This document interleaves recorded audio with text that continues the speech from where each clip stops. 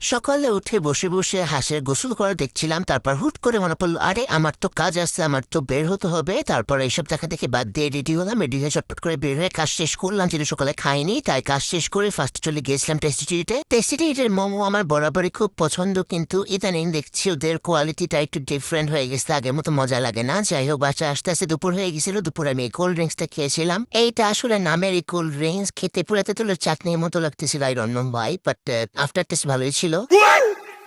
যাই হোক, দুপুরের মিলটা স্কিপ করেছিলাম, সন্ধ্যায় খেয়েছিলাম নুডলস খেয়ে দেখলাম যে বারবিকিউ প্রিপারেশন না হচ্ছে বাসায়, সো ওগুলো দেখতে পরে ছাদে চলে গিয়েছিলাম। ছাদে যদি আমাদের সবার কাজ করার কথা ছিল, কিন্তু গিয়ে দেখি অলরেডি কয়রা প্রিপেয়ার করে এক ব্যাচ বসানো হয়ে গেছে। আর এরকম হচ্ছে, কাজ করা ছাড়া খাবার খেতে যে কি শান্তি লাগে, উফ।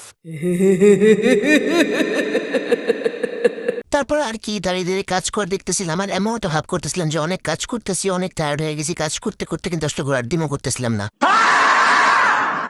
বলাফালা ভালো একটা হাজব্যান্ড পাওয়ার অ্যাডভান্টেজ এগুলোই। আমরা সবাই দাঁড়িয়ে দেখছিলাম কখন খাবার হবে, কখন খাবো, আর ওই বাচ্চার একা একা কাজ করতেছিল, কমপ্লেনও করে নেই।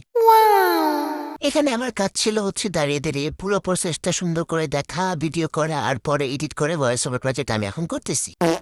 আর সেই একটা মাত্র কাজ করতো আমার অনেক অনেক বেশি লেট হয়ে যায়। কি যে করবো আমি। দেখতে দেখতে আমাদের বারবিকিউ রেডি হয়ে গেছে, আর এখানে বারবিকিউ সসটা হচ্ছে উপরে দেওয়া হচ্ছিল। এরপরই হচ্ছে কিছুক্ষণ রেখে নামিয়ে ফেলা হবে, তারপর খাবার জন্য ওটা রেডি। তারপরে এই লেগ পিসগুলো গরম গরম অবস্থায় আমরা সবাই মিলে খেয়ে নিয়েছিলাম। আজ এ পর্যন্ত সবাই খুব ভালো থাকবেন, আল্লাহ হাফেজ।